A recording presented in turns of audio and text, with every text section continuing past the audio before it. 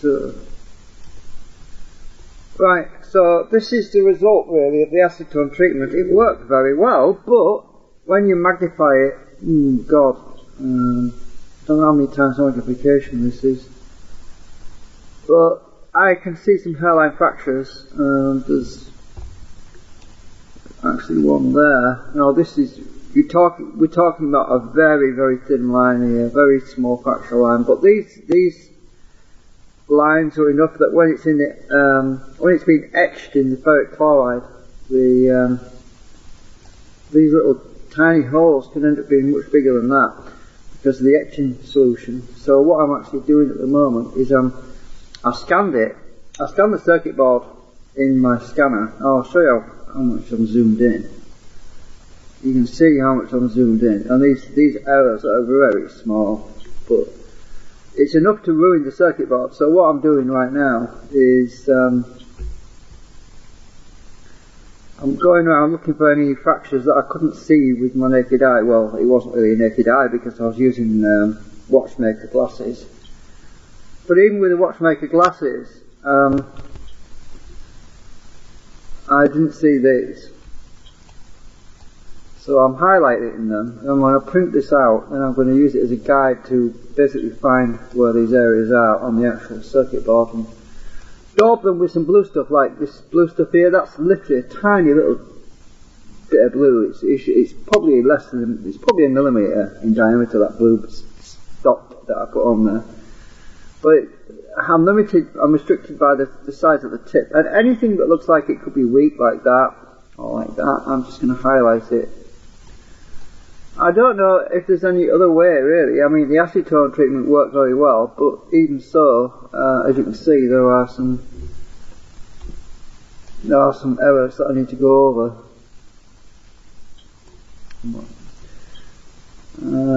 It's definitely a lot better than it was before, let's put it that way. You can actually see scratches in the copper there, you know, these little lines, these are imperfections, but it doesn't seem to be, they don't seem to have affected the toner.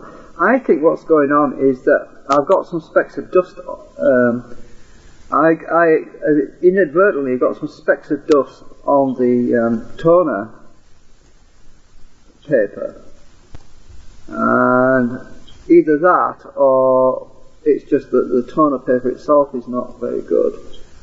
And I have some little bits where the toner's just not stuck on so well. So yeah, I need to highlight anything that I don't like that looks like it could get etched much bigger. And that one there. So I've got to go around dotting these.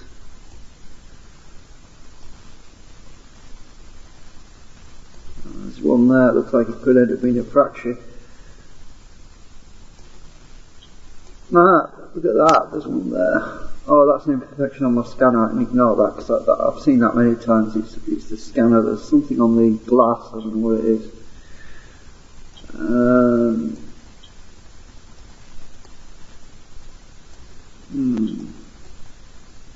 So anything that I don't like, I can see these are going to be breaks. This is going to be a break if I don't take. There's a lot of dotting to go on, a lot of dotting to do. I can't draw a line because it ended up being massive. I'm just dotting them. This actually doesn't, I don't like the look of this area here at all. It's very, very sketchy. Let's do a rectangle actually.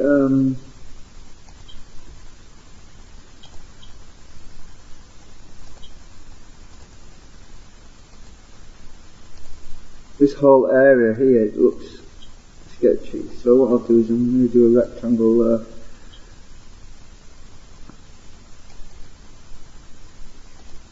And I've got to go over it.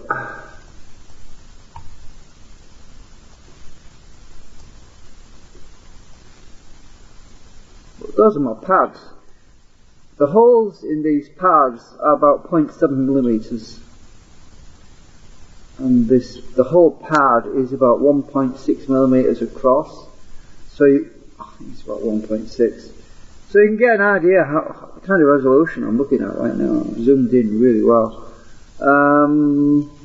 You can see the blue spots where I've already touched up some areas. But you know, when you're looking at it under eyeglass, you just can't see some of these imperfections. It's the way the light catches it. It's just virtually impossible to see. They're just so tiny. Look, there's a break there, but this isn't the track. This is just the borderline, so I'm not interested in that. But look at that crack there. You can see that little gap. Zoom out. You can't see it anymore. It's there, but I can just about make it out. So this is the kind of problem there is when you're trying to patch up these holes, these gaps. There's actually, what's the real feel of it? And one there.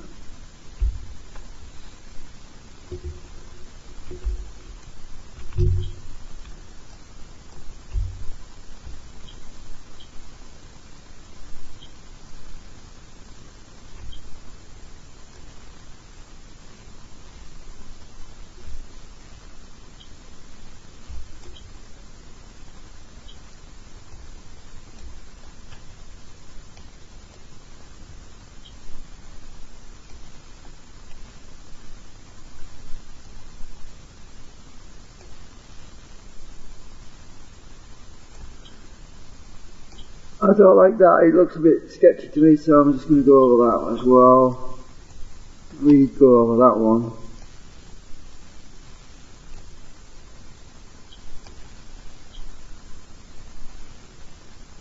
Actually, I think some of those pads are about 2.7 millimeters. But even so,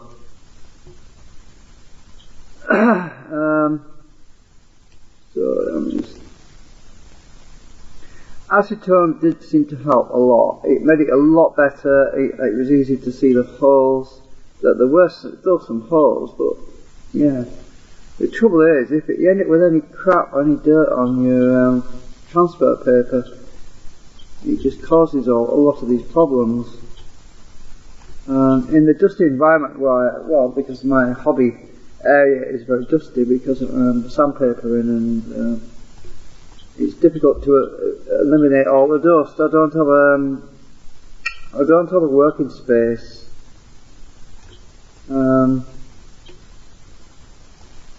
With a hood, you know, an anti-dust hood area. I don't have anything like that, so I can't really work in a super clean environment, which is a problem. But all of these areas where I'm marking with the circle, if I don't sort them out, there's going to be gaps in my circuit board, and it's going to be a nightmare to fix that later, so I've got to fix it before I etch it. Now it's not so critical because it's quite a wide track, but if I'm dotting stuff, I might as well dot it while I'm at it, yeah. It's very stressful actually. I mean, when you're looking under the magnifying glass with the eyeglass on and you've got bright LED lights shining in your eyeball for quite a long time, it's really, really, oh look, there's another one, I'm missing one there. It's very, very, yeah, I'm seeing spots when I finish doing it, put it that way.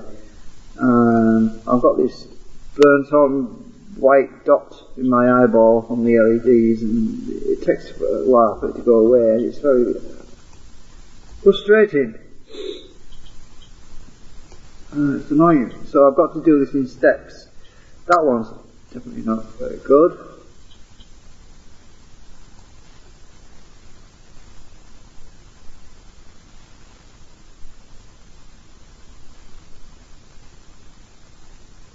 And if I could put transfers directly on the copper from my transfer pack, I would do, but these lines are very thin. They're even thinner than the transfers I've got, so it's not really going to work. I mean, there's some dots in these pads. These are the contacts for the rotary switch I'm making. It's going to be mounted directly on the board. I'm actually making, what do you call it, a tapping switch, basically to move the tap points across these pads. So,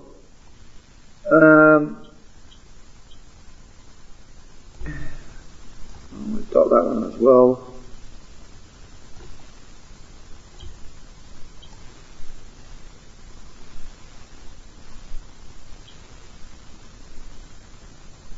I tell you something, if I hadn't scanned this in and blew it up, it would be virtually impossible to see these. But highlighting where they are and on here makes it a lot easier for me to see where they are. I'm using the eyeglass. I think I'll do this area as well.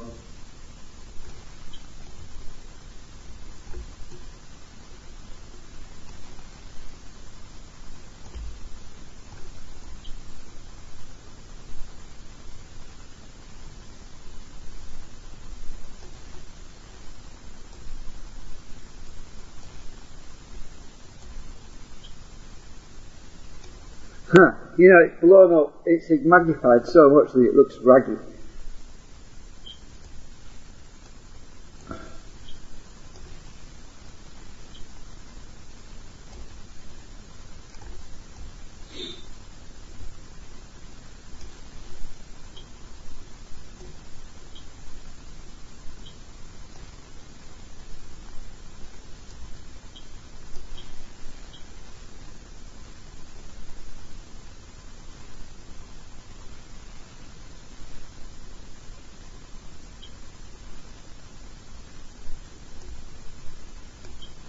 Well, let's zoom right out and see how many circles we've got. Well, not that many compared to before. I mean, it was a lot worse than that before. I've already blued some areas. They were massive. The areas that I've already blued, there were some pretty big gaps there.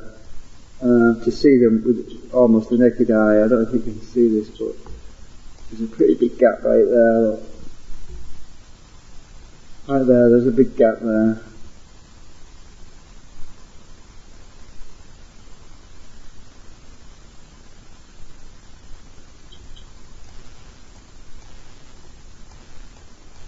Right, so I think I've got them all now.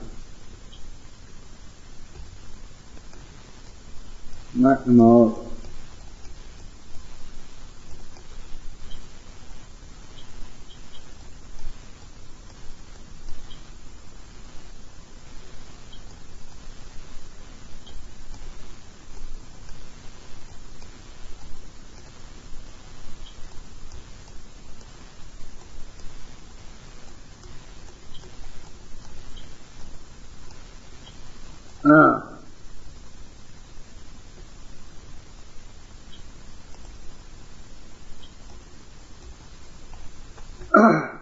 There was a line going through this track. There's a tiny thin line, I don't know if you can see it. Like a line going all the way through it. Like a piece that could be etched away easily because it's so tiny. So I'm going to dab that bit as well.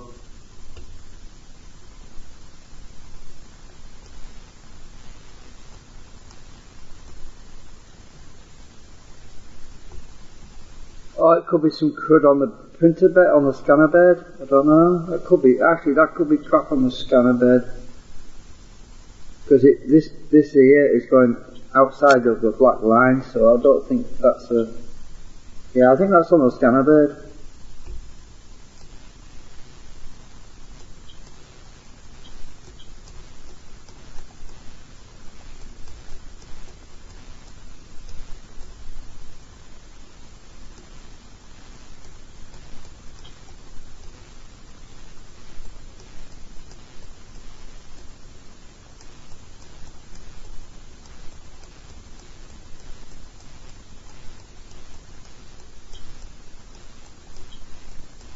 Right, so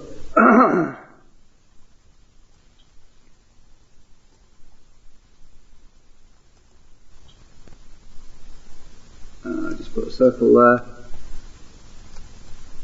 Some dots there to do. I'm not worried about these on the thick tracks. These aren't going to be a problem. It's well, not really.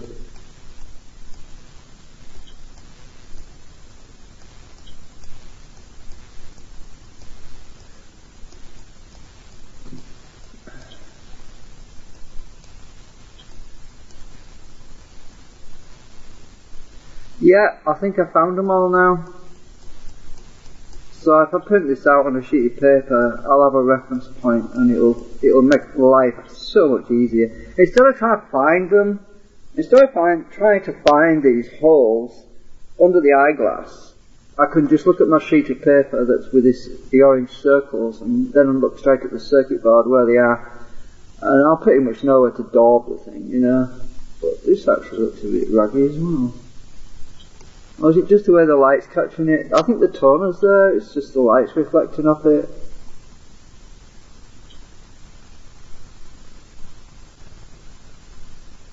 Well, what I'm going to do with this is I'm going to put a question mark. Oh, it's too small.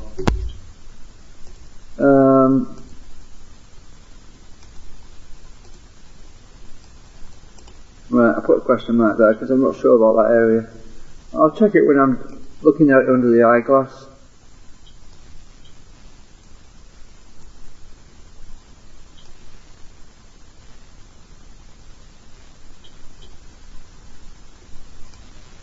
It looks alright actually from this distance. Probably the light that's reflecting off the toner that make it look a bit, yeah. Right, so what I'll do is I'll print that out.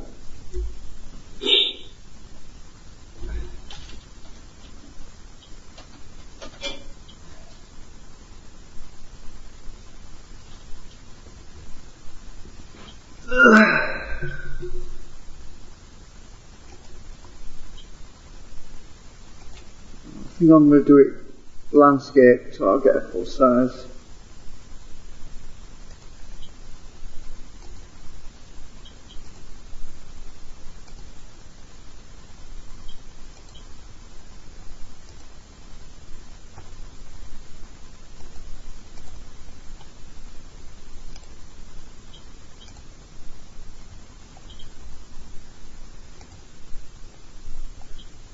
Look at that. I mean, you can barely see that orange lines, but I should be able to see it when...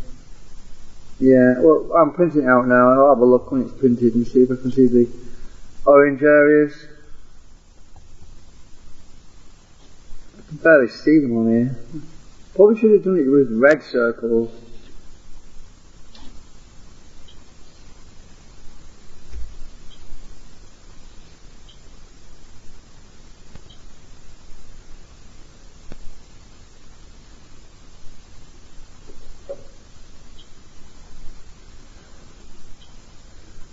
Actually, let me try colour enhancement, just a minute.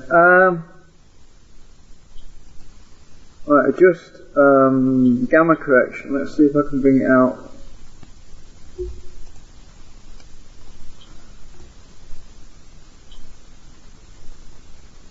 I want more red.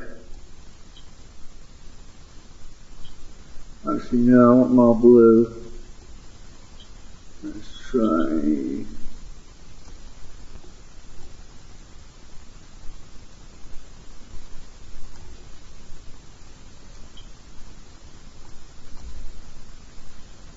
No, cancel that. Let me try a different one.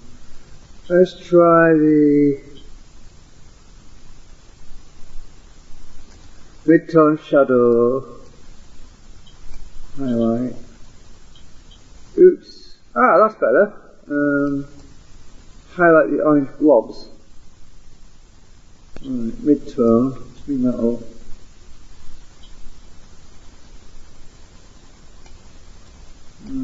Shadow. Shadow seems to help. Turn the mid-tone down. Highlight up. Too much.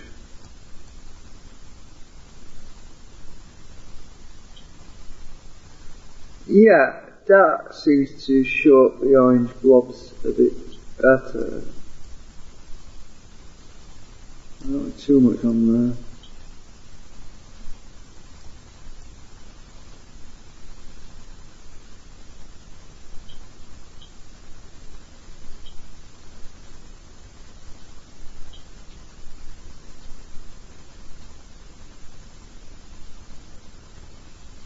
Right, that's not too, let's see, I'll just do that, I can undo it if it's wrong.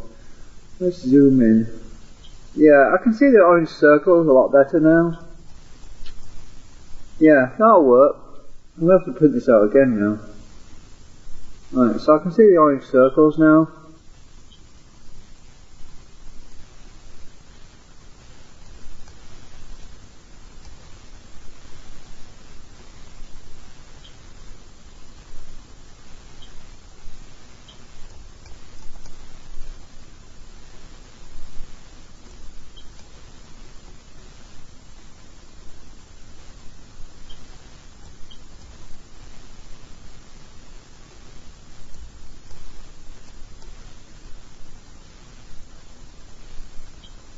Yeah, that's better. I'll save that.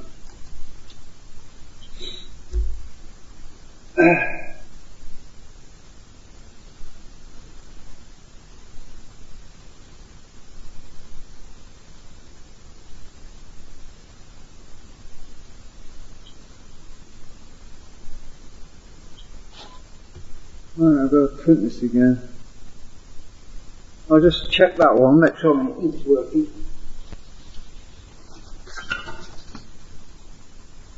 Actually, I can see the orange circles even on this, but yeah, I'll print the highlighted one. Should be even better.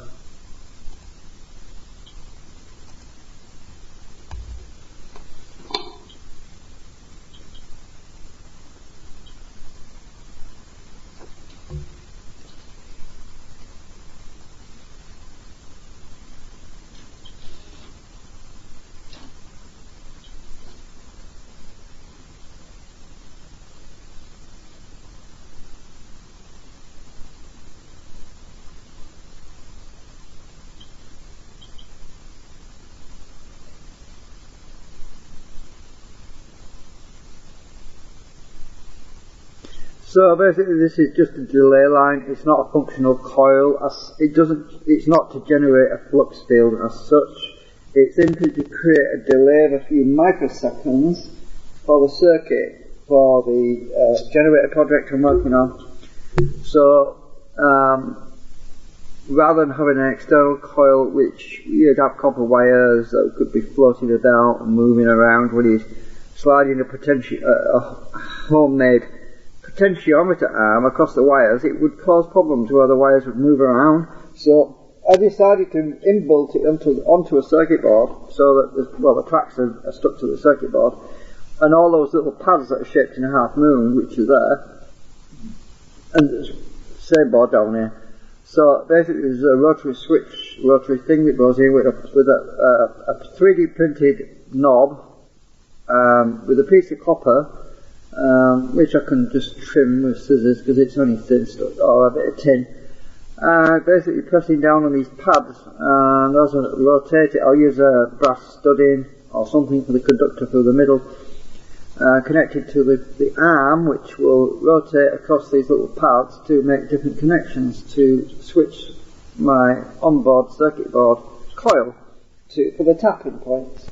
And it is basically a tapped coil, really, that's all it is. I've done this sort of thing before, and I worked it out, but it doesn't need to be that thick because I used some jumper leads actually, and the jumper leads weren't very long. They were only about 12 inches long, and that caused a massive delay. And mind it was Chinese leads, so I'm pretty sure that this is going to work fine because I'm using pretty thin tracks. Let's see what my new printed one is. Oh yeah, I can see that. I can see my orange circles now. That's perfect, yeah. But I haven't got a camera plugged into the computer right now, but yeah, just trust me, you can basically see what I'm seeing on the screen anyway. Yeah, that's going to work. I can see all the circles and I need to dot. I can see the blue areas that I've already dotted. So yeah, that's going to work. Anyway, yeah, that's it for now. I'm just going to kill the stream. I'm going to get back to sorting this board out now.